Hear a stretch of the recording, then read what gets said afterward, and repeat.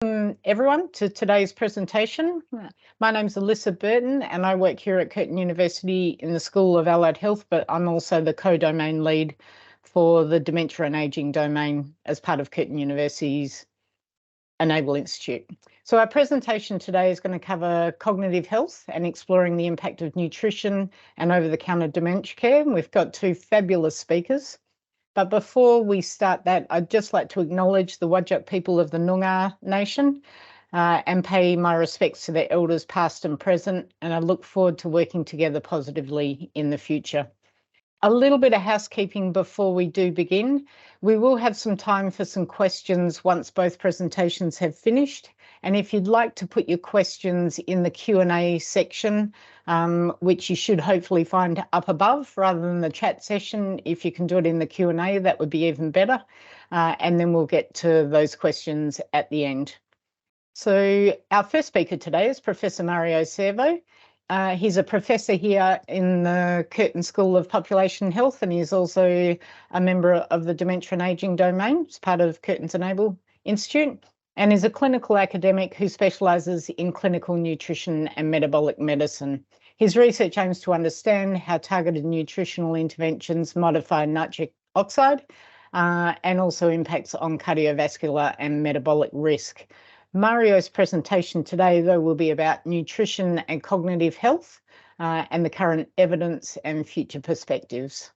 So thank you, Mario, and welcome. Okay, thank you. Thank you, everyone. And without losing more time, just go straight into the talk, which is about nutrition and dementia. Slightly change the title and just reflecting a little bit about more of my focus on research, but it's going to be around the same topic, which is an excursus of what is the current evidence and perspective around nutrition and diet for risk of dementia and cognitive decline. So in terms of starting with the energy, and I think it's important to say that nutrition and the brain are closely related. The brain is, say, one of the most important, if not the most important, organ in the body, influence all our behavior and homeostatic and regulatory processes, and is also very expensive from an energetic point of view, because although contributes only to 2% of body weight, but it's basically very expensive energetically in terms of how many calories it needs to function, about 20% of the total amount of calories. Is also heavily dependent on nutrition because its main fuel is glucose. So essentially carbohydrates are the main source of glucose, and therefore it depends on the supply of glucose. And has also very important backup systems. Is when there is a lack of energy, the body is able to produce, particularly during conditions that involve fasting and caloric restriction, ketone bodies, which is a byproduct of fatty acids. And in these conditions, the brain, even though the glucose levels are low, can rely on these compounds and molecules to function and provide the energy. The thing is, starting with the aging epidemic, and there is a strong link in terms of how the brain changes also with the aging process. And so what we know is that certainly we are in a phase, not just in Western countries, but around the world in terms of improving life expectancy. But the byproduct of this increase in life expectancy is also an increase in age-related chronic diseases. And first, we know that with aging, there is a normal physiological change in cognitive function, but these may divert into more severe trajectories in some individuals and possibly develop into dementia. So here, the strong link between aging and possible risk for cognitive impairment and dementia. So what is dementia? It's basically a syndrome, which is a cluster of disorders which with impaired mental abilities, but also changes in particular later stage of personality and behavior, and affects severely daily living, occupation, social interaction, and is not just a burden for the patients, a burden also for family carers and overall society. The pathogenesis is complex, but we know more and more every day through tremendous effort in terms of biomolecular research, but also in terms of risk factors, particularly epidemiology, which we're also very active here at Curtin. But the main causes it could be molecular in terms of Alzheimer's disease or head trauma, or could be, for example, associated with genetic disorders like Down syndrome or specific genetic mutation in some of the genes associated with amyloid, for example, in that case, can lead to an early onset dementia. What are the most common causes, and here is the distribution of the various subtypes of dementia, and mostly accounted by Alzheimer's disease, about 70%. But we also have about contribution of vascular dementia, where the deregulation of the vascular and blood flow in the brain, it's impaired, particularly in terms of vascular insults, or specific type of dementia like frontal type of dementia, which affects mostly some part of the brain, or mixed dementia, which is becoming more and more prevalent, and also Lewy body dementia. So these are the main subtypes, again, with Alzheimer's disease being the main contributor to the prevalence. So what is the current understanding is that essentially we move towards a trajectory of cognitive function, and as we age, we still basically that kind of age process in terms of decline can maintain that normal trajectory. However, we also, if we increase the risk, and some of the risk that may be associated with impaired brain function and affects the brain, we can put the brain at risk in terms of accelerating that trajectory of cognitive decline. And some individuals can develop multi-cognitive impairment, which is not clinical dementia, but it's essentially a state of whether there is a development of some cognitive symptoms, but not severe to be classified as clinical dementia. And this is basically continues as a kind of a established disease model for the pathogenesis and progression of dementia. What is the current status of knowledge is basically we have no cure, although, and that's in particular for dementia, but certainly we have progress, particularly in terms of drugs development, but also in terms of understanding of the risk factors, which I'll go through later in this presentation, in terms of lifestyle risk factors that can contribute to dementia risk. Most of the treatments are for symptomatic relief, and once the symptoms are really diagnosable, basically there are no reversibility. So essentially, there is no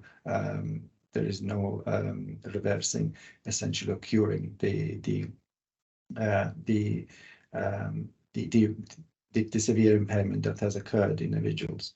So the focus is therefore with earlier identification and earlier prevention, and that's where nutrition and lifestyle interventions play a significant role. So where is the link between nutrition and dementia and cognitive impairment? Essentially, if we step back and we take worldwide prevalences, for example, of dementia cases around the globe, and see, for example, in the graph on the left, the increase and the projected increase that we will have in number of people with dementia in middle-income countries, which are going to be the most significant contributors to the overall prevalence in the future. And this is parallel to the increase that we have also across the globe in terms of, for example, nutrition-related disorders. In these cases, for example, a diabetes epidemic, where we can see that essentially there is a projected increase, again, with most of this increase happening in in developing countries. So and this kind of ecological analysis can be seen also for other type of chronic diseases, whether we consider the obesity epidemic or hypertension or dyslipidemia. Essentially is to show that whatever we do in terms of lifestyle changes in the globe is going to affect both sides of disease risk in terms of chronic metabolic cardiovascular disease, which also increasing dementia risk across the globe.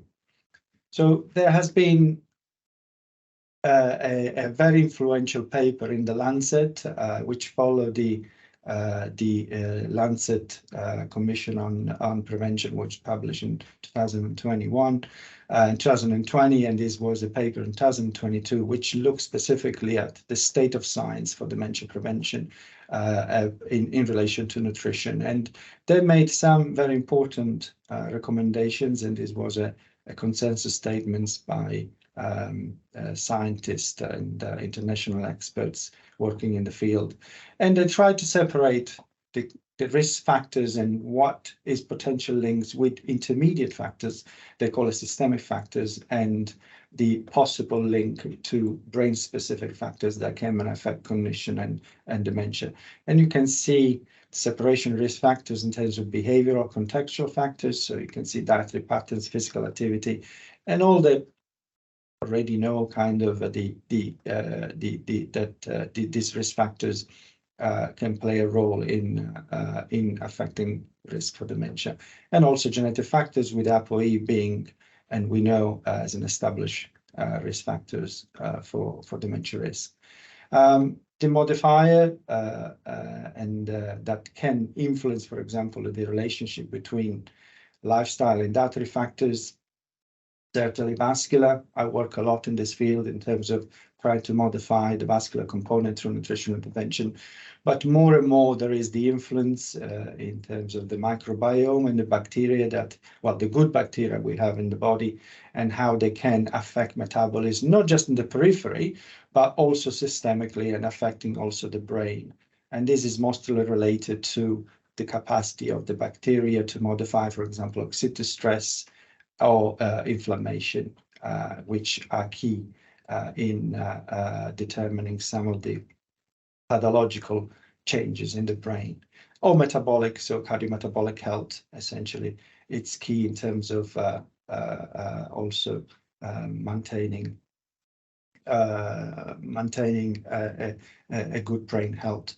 So in brain factors, so again, separating in vascular, where it affects muscles or disease or affects the blood-brain barrier, or inflammation, like I said, metabolic disorders, like, for example, mitochondrial dysfunction. With amyloid, tau, and neurodegeneration play a significant role, particularly in terms of the more processing of the protein in terms of accumulation of these byproducts that have been linked to the increase in particular of Alzheimer's disease. So the paper again goes very much in details about these factors and also takes through some of the intervention, the evidence of the intervention, plus some recommendation. I have a final slide that also taken from this paper just to sum up what are the current recommendations in the field.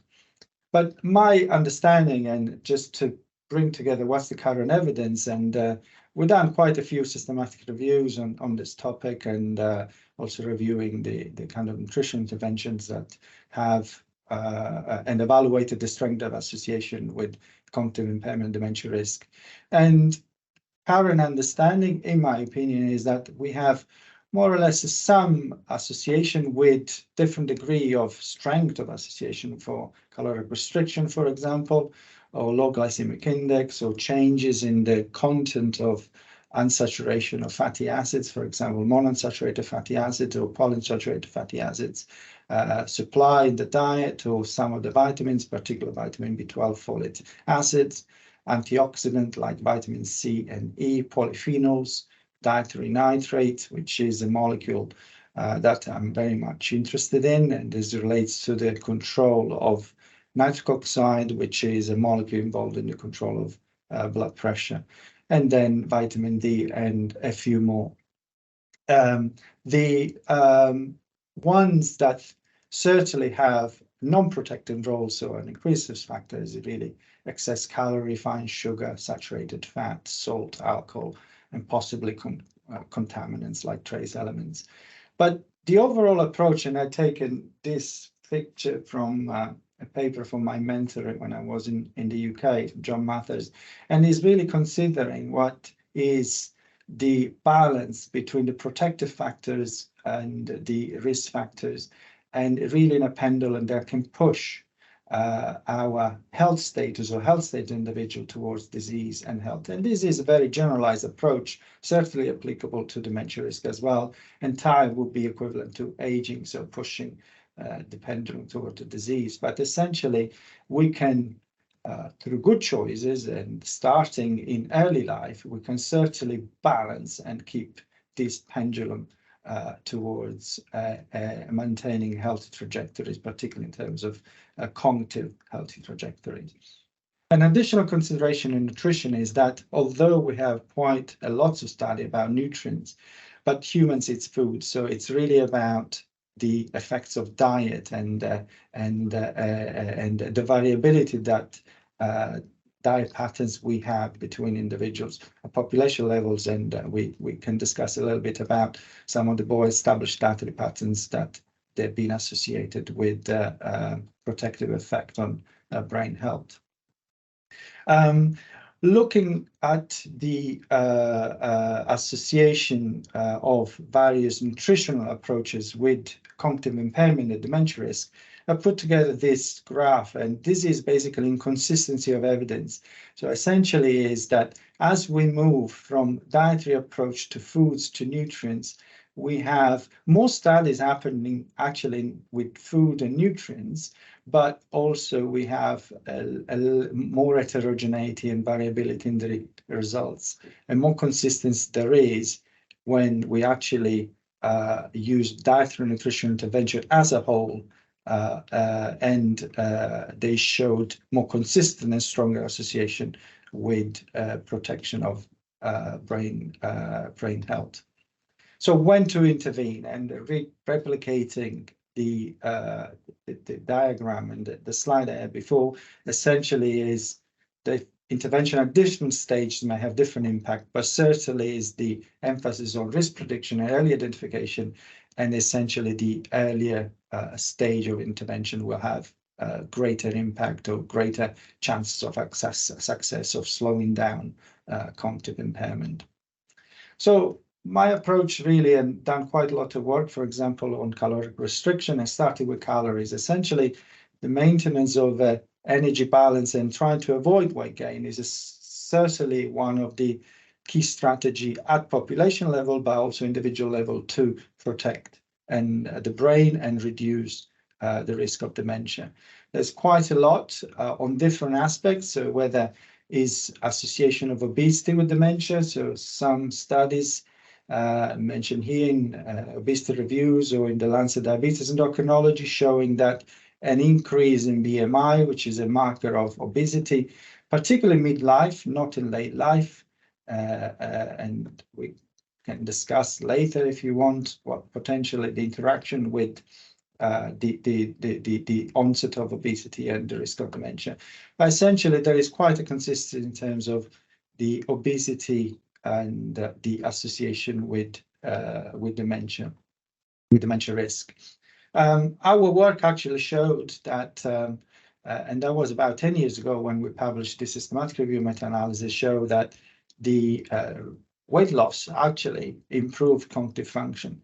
At that stage, this is mostly on cognitive tests that we had no data, and it's very hard to find interventions that look at dementia risk, but essentially overall there was an improvement in memory and executive cognitive function with weight loss. This is intentional weight loss, is people that basically are intentionally losing weight, is not part of any disease process. And the second point is that there is also an updated review on this topic, which was published by the Sydney group, I think in 2017. And I think there are a few more studies now, including my group, which probably requires an update now in terms of evidence. And we actually did, following up this review, we did a study that looked at the effect of international weight loss and cognitive function in middle age and older participants.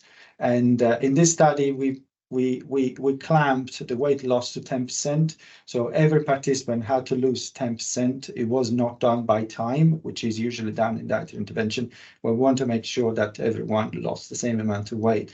And without going into details, we showed that after they lost 10% body weight, which took about, I would say, on average, about 2 months.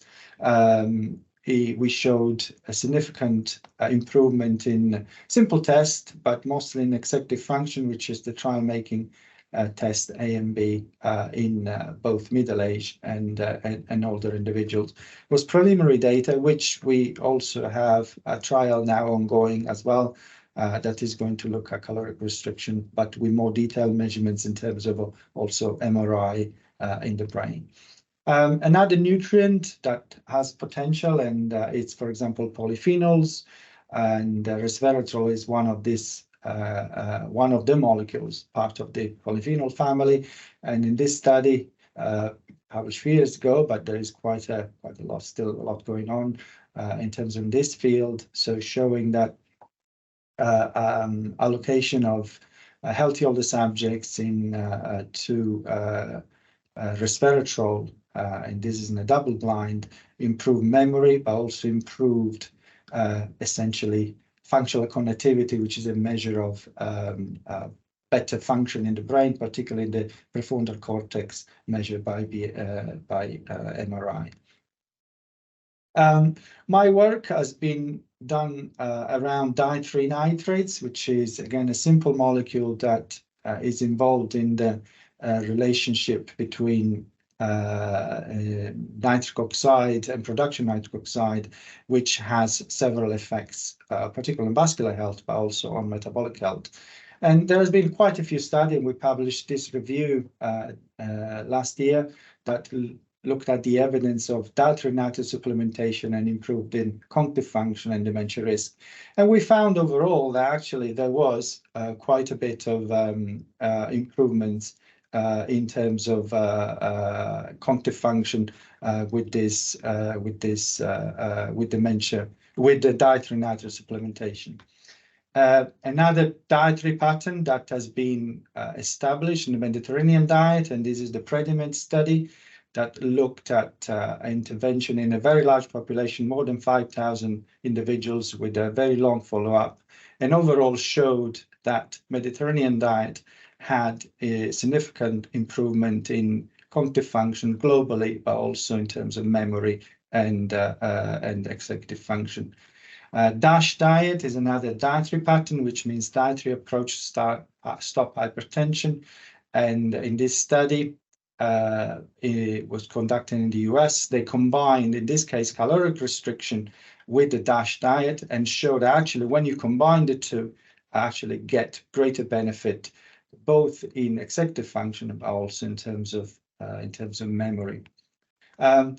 The new research is actually moving towards an integration of the two, which is called the MIND diet, which essentially is combining the healthy components of the Mediterranean diet with the healthy components of the DASH diet, and they created the MIND diet. And this is an evidence from a cohort in the US showing that a greater adherence to the MIND diet is related to a lower risk of developing dementia risk. And there is now an ongoing trial in the US, very large trial, testing this in a large intervention. I want to mention also that it's not just about nutrition, but is about a holistic approach. And here we have the FINGER trial, which is now, this was published initially in the Scandinavian countries, but also now going global in terms of also with some Australian centers involved in the worldwide in terms of testing this intervention. But essentially, when you combine an active diet with cognitive training and physical exercise, you show greater benefits and maintain and sustain benefits on cognitive impairment in people at risk of cognitive decline. My work has been also focused on Mediterranean diet, and Mediterranean diet is, again, not just about the diet, but it's also about other components. And here I show in this paper, is published in 2001, that also social and lifestyle aspects are part of the components that they need be recommended to individuals. And here some of the components that are typical of Mediterranean diet, dietary pattern that could be basically recommended, and we believe they also contribute to the protective effects. We have tested these associations in a cohort study and showed that a greater adherence, this is in a British population, older population, greater adherence of Mediterranean diet was linked to greater benefits on cognitive function, again, using various tests, executive function and memory function, but also looked in a trial, which is the MEDEX trial, and where we randomize individuals to 3 interventions, a control group, a Mediterranean diet plus physical activity for 6 months. And we showed, and this is just under review in American Journal of Clinical Nutrition now, that essentially the Mediterranean diet, independent of the physical activity, we didn't have much contribution to physical activity in this trial, but the Mediterranean diet was able to determine significant changes in cognitive function and general, but also executive and memory function after the intervention. And this is my last slide. Yeah, no, my last slide. It's looking at, again, I finished with the recommendation that come from the Lancet paper, and they really divide the type of approaches in really what we call the deep phenotyping, and really trying to understand what are the causes and the link between nutritional interventions with dementia risk. And here you can see the selection of participants using multiple specific and sensitive tests, microbiome, genetics, nutrition biomarkers, imaging, and try to basically look in details at defined mechanism. But we also need large-scale interventions that they are deliverable and they are basically applicable to large interventions, essentially bringing the efficacy trials versus the effectiveness trials. And the paper, it's really good in terms of describing the key components and making recommendation for future trial that we should be defined, and in terms of testing some of the nutritional interventions that they are more promising and that they come across in the literature. And that's for my presentation, and I guess we'll leave the questions to later. Fantastic. Our next speaker is Dr. Andrew Stafford, who is a senior lecturer at the Curtin University Medical School. He has a huge amount of experience working in community pharmacy and aged care. His primary interests involved ways to optimise medication use, particularly in older people, with a focus on quality of life and patient-centred care. Counter dementia care, what's the proof for potions and pills? So looking forward to hearing from Andrew. Thanks, Andrew. Thanks, Alyssa. Just checking you can see my screen and you can hear me okay? Yes, we can. Thank you. Marvellous. Bring my respects to their elders, past, present and emerging. And I'll also extend that respect to anyone who's not on Wajak Puja and all of the First Nation peoples of Australia. So my presentation today is just a short one, and it's all about potions and pills that you can buy in pharmacies, supermarkets and health food stores that assist in the management or support of somebody who's living with dementia.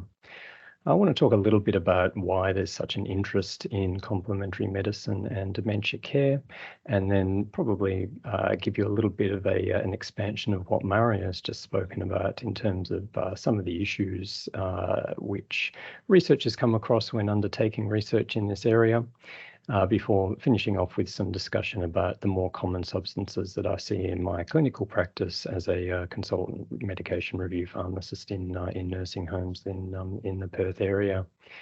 And actually just last week I was in a nursing home doing some medication reviews, and I had a long chat to it was quite a young chap with fairly advanced Parkinson's disease.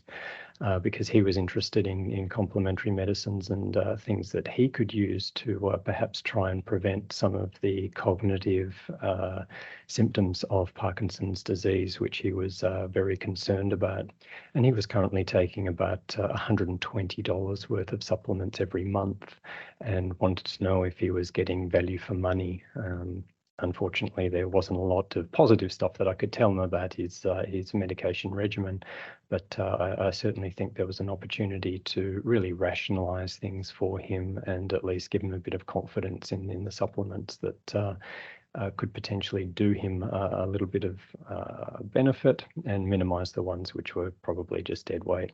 And so I'll finish up with a little bit of discussion about, I guess, what's a best practice framework, if you like, but just putting it out there, there are no hard and fast rules when it comes to any of this stuff, because as we'll see in a couple of slides' time, it's very difficult to get definitive answers here.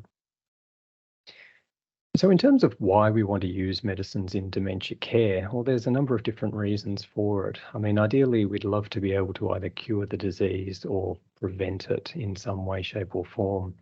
But at this point in time, there's not a whole lot that conventional or Western medicine has given us. And realistically, looking at what's on the horizon, there doesn't seem to be too much brightness there either. So if we're willing to settle for a little bit less than that and try and slow the progression of the disease, it's really only in the last couple of years that we've had a couple of I'm not going to say really good news stories, but a couple of small successes, some small wins with some molecules that treat the disease process, which is presumed to be the primary cause of Alzheimer's disease, and that being the inappropriate deposition of beta amyloid protein. So for those of you who keep your ear to the ground in this area, you may have come across the longly named substances aducanumab or lecanemab. And these slow the progression of the disease quite moderately in people with early Alzheimer's. Prior to that, we didn't really have anything to slow the progression of the disease, so it was largely symptomatic treatment. Treatments for the primary symptoms, such as the memory loss and loss of executive function.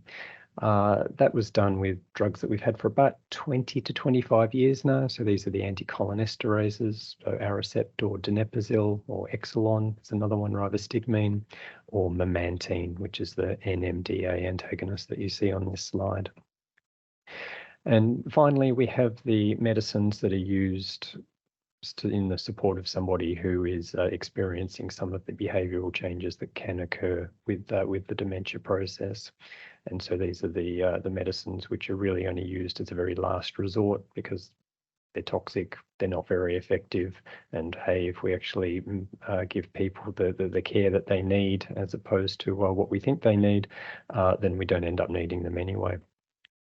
But the thing is, none of these medicines are particularly effective. So if we look at those medicines for the memory loss or the loss of executive function, they only really work quite early in the disease. For the majority of people, they don't benefit. And for the people who do get benefit, realistically, you only get about 6 to 12 months worth of benefit from them. For the antipsychotics and other sedatives that we used, as I said earlier, they're not a substitute for high quality person-centered care.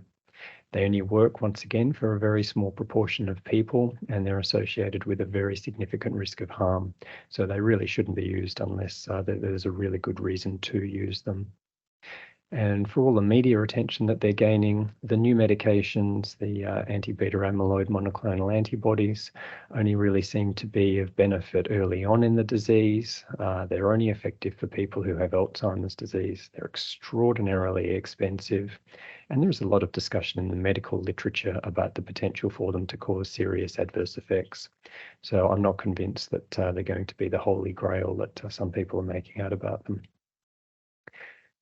So because of this, it's not unusual that people end up walking down aisles such as this looking for other answers. And you can do this whether it be in a large yellow pharmacy, as this photo was taken, or a small community pharmacy, or even a health food shop or a supermarket.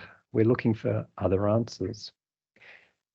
But it's very difficult to get definitive other answers about complementary medicines. And I just wanted to maybe expand a little bit on what Mario was talking about with amassing evidence in this area. So with Western or traditional medicine, with Western or contemporary medicines, got to be careful with my terminology there, they're much more straightforward to assess. They tend to be newly developed or very recently developed molecules that can be only sold by the developer because of patent protections for about 20 to 25 years. That means that the manufacturer has the potential to make an awful lot of money from them, and so they're willing to do very large, well-designed clinical trials to tease out both the benefits and the effects of these medicines. So the protocols tend to be really robust, and you can generally have quite a lot of confidence in the outcomes of these trials. And typically with the new molecules, there's only a few trials that we need to run because they are so large and comprehensive that give us the answers we need about where these molecules fit in the larger body of knowledge around how to treat particular conditions. Compare that to complementary medicines, though. These substances have been around basically forever. They're natural products largely. So they may have been used for purposes for decades, centuries, if not millennia, for particular purposes. They're not single molecules by and large. Invariably, your complementary medicines will contain lots of different substances. And depending upon where you get your herb or the type of herb that it is, it might contain different ratios of those different substances.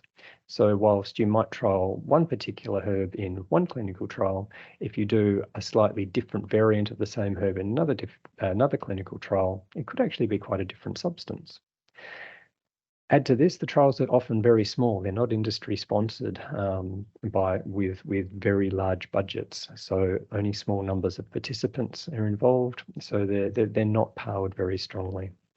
And add to that, a lot of the time, particularly the earlier studies, haven't been designed particularly well. So they might lack some of the real key features that should happen in clinical trials that give us real confidence in their results. So what we end up doing a lot of the time with complementary medicines is having to meta-analyze them. So lumping a whole lot of different studies together and analyzing them at the same time to try and get sufficient numbers.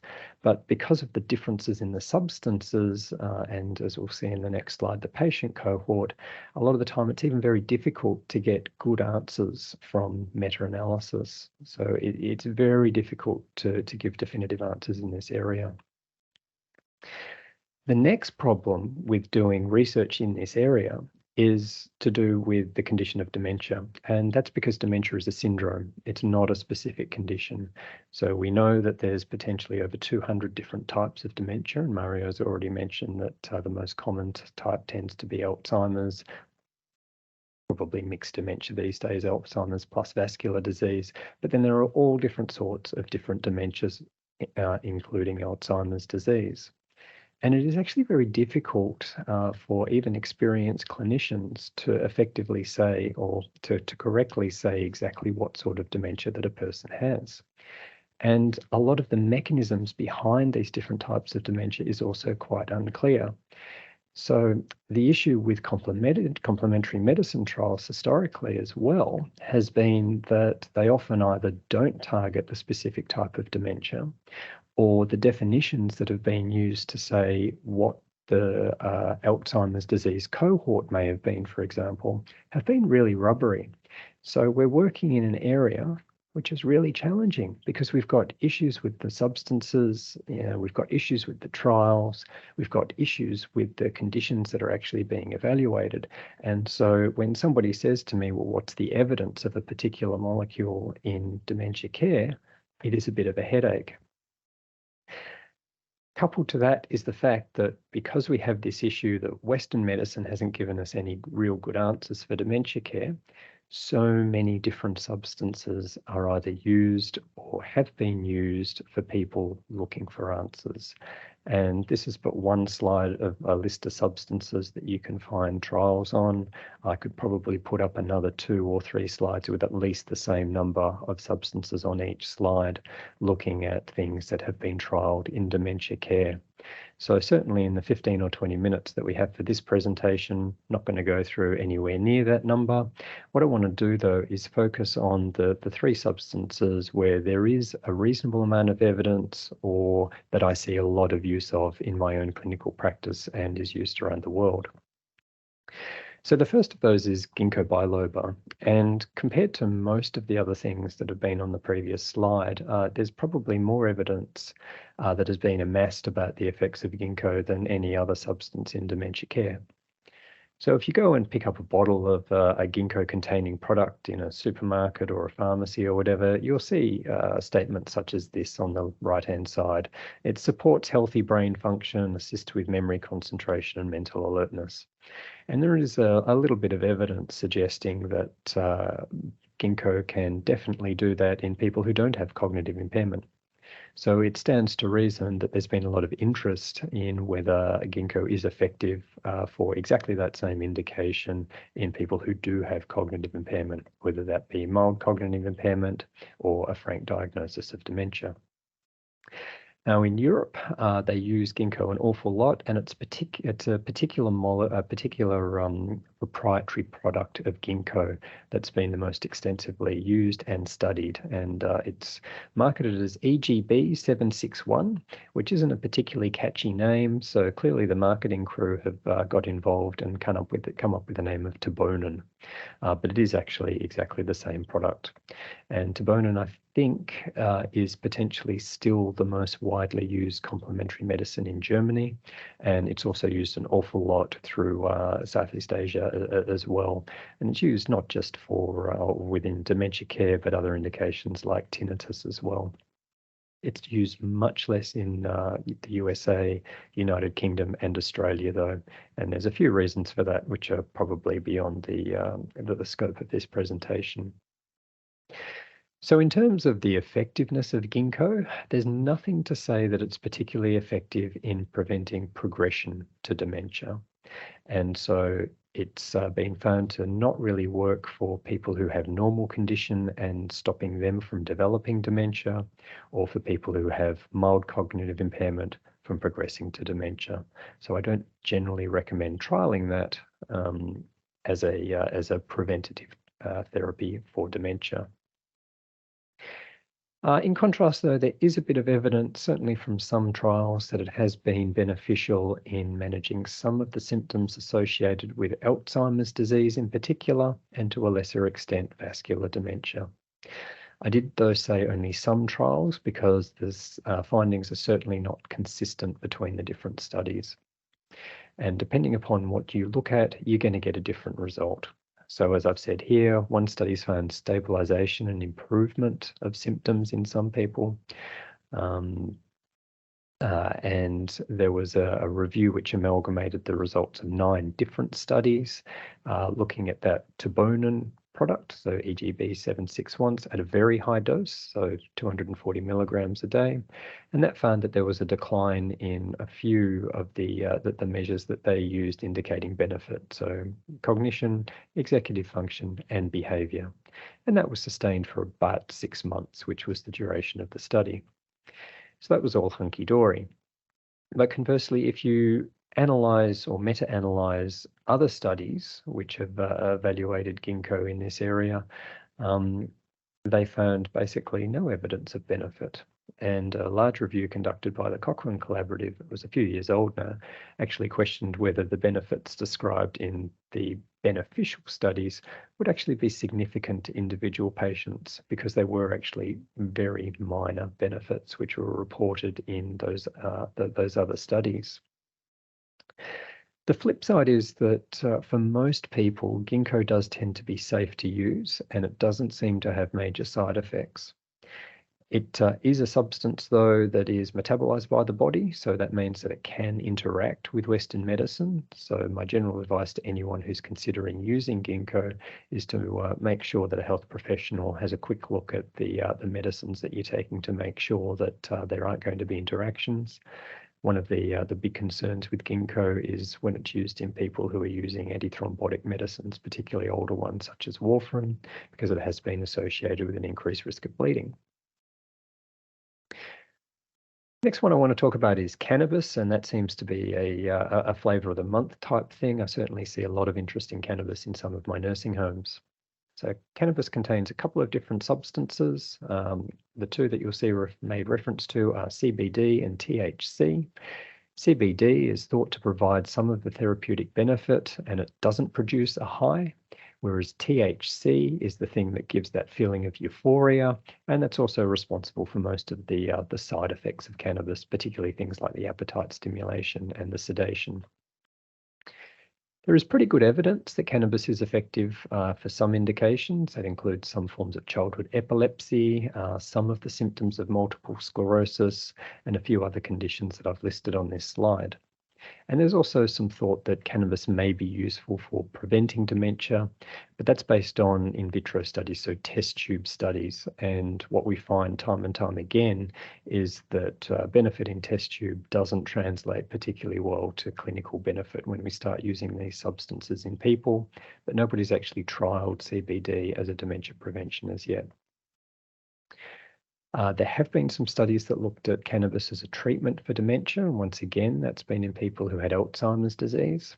And there is some low-quality evidence suggesting that THC can slightly improve sleep disturbance and agitation. The flip side of that, though, is that it could potentially worsen cognition because of the sedative effects. And so it's generally not recommended to trial THC as a treatment for some of the behavioral change associated with dementia. And there was a review in 2001 that concluded once again that if there are benefits of cannabis for people who are living with dementia, the effects are going to be really small and probably not clinically meaningful. In terms of safety, once again, CBD seems to be safe and well tolerated. THC does have the potential to cause some side effects, but always check for interactions with Western medicines because there is the potential for that to occur. Finally, I'll finish up with ginseng. Ginseng contains something which are referred to as adaptogens, and these are essentially substances which are theorized to help the body resist stress. There's a couple of different types of ginseng. There's Panax ginseng and American ginseng, and both have been trialed in dementia care. Only a few studies, though. There's actually not a whole lot of good evidence to assess the effectiveness of either of these substances in treating dementia. And once again, we're dealing with a lot of in vitro evidence as opposed to what these substances do in actual people. And one of the big issues with ginseng is that most of the studies are quite poorly designed and they haven't had a placebo control. So it's very difficult to say, yes, the effects that were noted within the study were definitely due to the ginseng and not something else. It does appear to be well tolerated, but there is the potential for side effects there.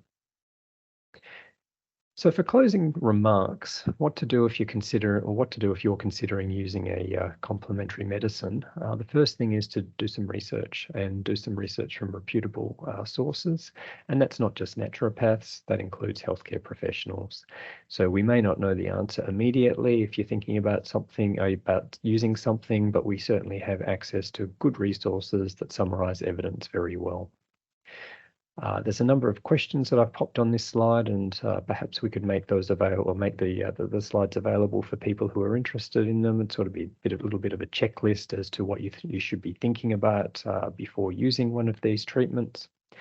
Always consider the cost because it does add up very quickly. For example, using the Tibonin supplement of ginkgo that I mentioned earlier will cost you about $90 a month to use that in the recommended regimen.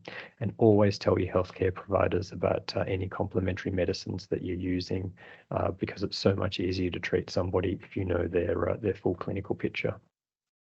And finally, if you do start something, if you do nothing else that I said on that previous slide, please look at this one. If you do start to use a complementary medicine, monitor it. Monitor it for benefit, monitor it for adverse effects. Because if something hasn't worked in 3 months, it's not going to start working. You want to know that it is giving you benefit before you just keep emptying your wallet month after month. And conversely, if it is causing you harm, you want to identify that early. Don't sit on your hands, tell somebody about it. So I'm going to finish up there. That gives us, I think, a few minutes for questions. And I'll throw back over to Alyssa to moderate. Thank you. Thanks so much, Andrew. We do have a question online from Karen Sullivan. And for everyone who's online, we would love to hear any questions. We've got almost 10 minutes of question time. And so please feel free to throw it into the Q&A section. So Mario, Karen has asked, I've read that the ketogenic diet does not only help prevention, but also reverse symptoms in some studies. What are your thoughts on this? Yeah, I mean, clearly ketones have a protective effect, kind of slows down the brain. I mean, ketogenic diet has always been an approach in terms of epilepsy and in terms of controlling brain activity.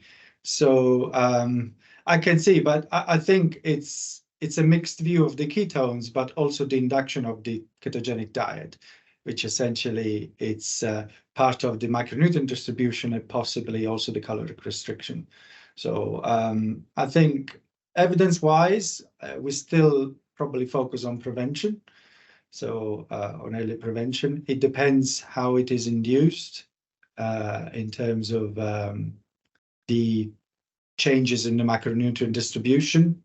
So that's how it's approached essentially, with a drastic reduction of carbohydrate content, so that you push up the production of ketones.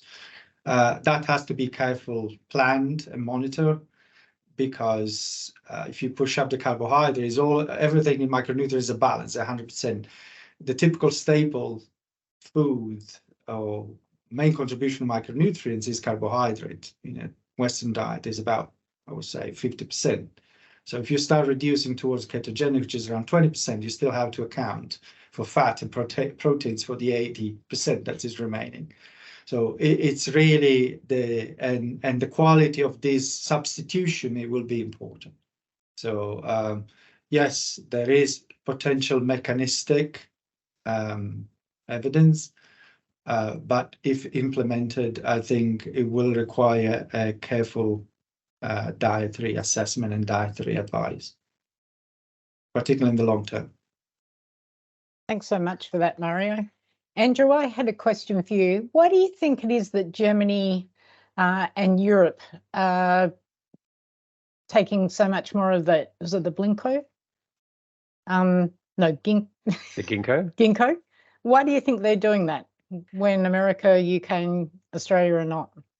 It's a great question, Alyssa, and I think it really comes down to how the culture of the country sees complementary medicine within the broader context of healthcare. So over in particularly France, Germany, those areas of Europe, they tend to be much more open-minded when it comes to incorporating complementary or traditional medicines into healthcare. Whereas particularly, say, in Australia, for example, if something's going to be subsidised by the pharmaceutical benefit scheme, there has to be evidence of benefit, and that evidence has to be of a certain level. And if it's not, then it won't be considered to be listed by the PBA, by the PBAC, the Pharmaceutical Benefit Advisories Committee. So we find that the Germans are much more happy to use it, whereas over here, our decision makers just say, no, we don't have the level of evidence that we need, so we're not going to subsidise it. And in Australia, most of the medicine we use is subsidised. It's part of our culture, so because it's not because these substances aren't subsidised, we generally don't use it. And I'm going a little outside this space here. Do you know if there's any difference in rates of dementia between, say, Australia and Germany? It's okay if you don't. Not off the top of my head, but I think what we're seeing with the prevalence and incidence of dementia worldwide, it tends to be a fairly consistent story. So I would be surprised if there are marked differences. Yep. Yeah. Thanks for that, Andrew. Mario, last question for you. So you mentioned a number of different types of, I don't know if diet is the right word for it. I'm not a nutritionist. Yeah. If you had, say, I don't know, a person in your family and you had to recommend for them to take up one over another, which one would you recommend the most, even for your family? I think we didn't go into discussion, but all these dietary patterns, they share pretty much the same sort of dietary advice. So which is they're based on promotion of consumption of fruit and vegetables and reduction of salt, reduction of saturated fat. So overall, the Mediterranean diet has a little bit greater emphasis on fish consumption or, for example, legumes, just because of the characteristic of the diet. The DASH diet from the US has a little bit more emphasis on salt reduction and consumption or low-fat dairy products, because it was developed for the American population. I think if we follow the basic rules, start with the basic, increase your fiber intake, increase your fruit and vegetable intakes. These are the rich components of a diet that they supply your vitamin, they supply your fiber, they improve your microbiota, they have the anti-inflammatory effect, they have antioxidants. So as a general advice, keep it basic. The only other aspects with the diet is that, yes, making change in the short term, has some benefits, but we know that the benefits disappear. So small change is better than a big change if you're able to maintain in the long term. So, yeah. Great advice, Mario. And thank you both today for your presentations. I know that I certainly learnt a lot. To the people who have been watching, thank you so much for coming on board. Great to see Leanne give everyone a clap. So thank you for that. Thank you. And the presentation will be available online because a couple of people had to come out early, but just give Beck a few weeks because she'll need to do a little editing before that, but we will get it out to everyone. So thank you so much and really appreciate your time today. Okay, thank you. Thank you, everyone. Bye-bye. Thank you. Bye. Bye. Thank you.